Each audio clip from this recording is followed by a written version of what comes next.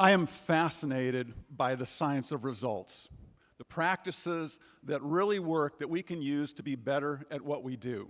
And I want to take a quick look at the science of creativity. Our ability to create is nothing short of miraculous. To be able to conceive of an idea in our minds and bring it to life in the real world separates us from most, if not all other life, at least here on Earth. Now, you may have noticed that some people are more creative than others. Some are a lot more creative. But just because you and I may not be Da Vinci reincarnated doesn't mean that we can't be more creative. We can be more creative. How many of you are expected to be creative in your jobs? I would expect all of you. We're expected to use our brains to view things and do things in new and better ways. You can be more creative, but you have to consciously cultivate it. Jack London said, "You don't wait for inspiration, you go after it with a club." So grab your club or a beer will work, and let's take a look at creativity. Current science shows us that we can use the creative cycle to be much more creative. It also shows us, for those of you who didn't raise your hands, how we can be much less creative. A great example is brainstorming. Brainstorming groups come up with fewer and less original ideas than individuals. And multitasking is a great way to kill creativity while at the same time adding 20 to 50% more time to a given task.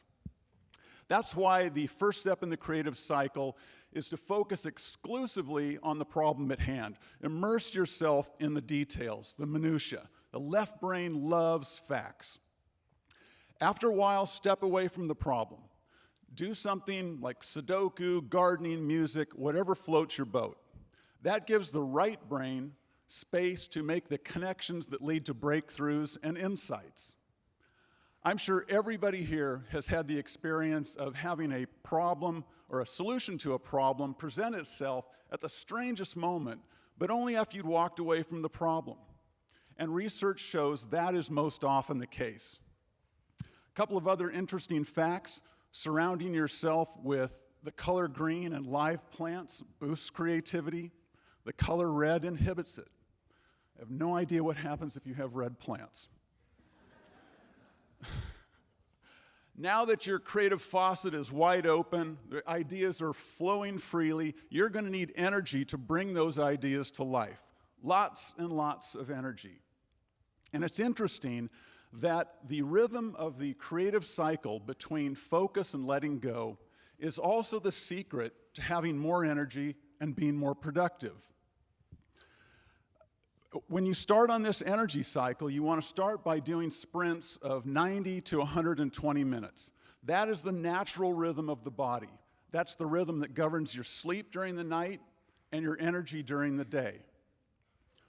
While you're working on these sprints, you want to focus. You want to focus on one thing.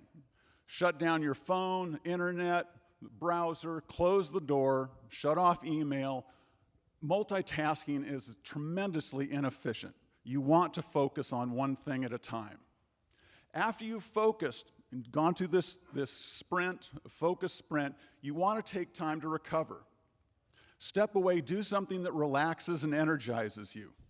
It's very important. It's most often the overlooked step. It's ignored, but you need to re-energize yourself for the next sprint. Now, NASA showed that they could improve the performance of their pilots by 34% by using the non-conscious actualization protocol, also known as the 20-minute afternoon nap. Yes, I did make up that acronym. We are capable of so much, of doing so many things.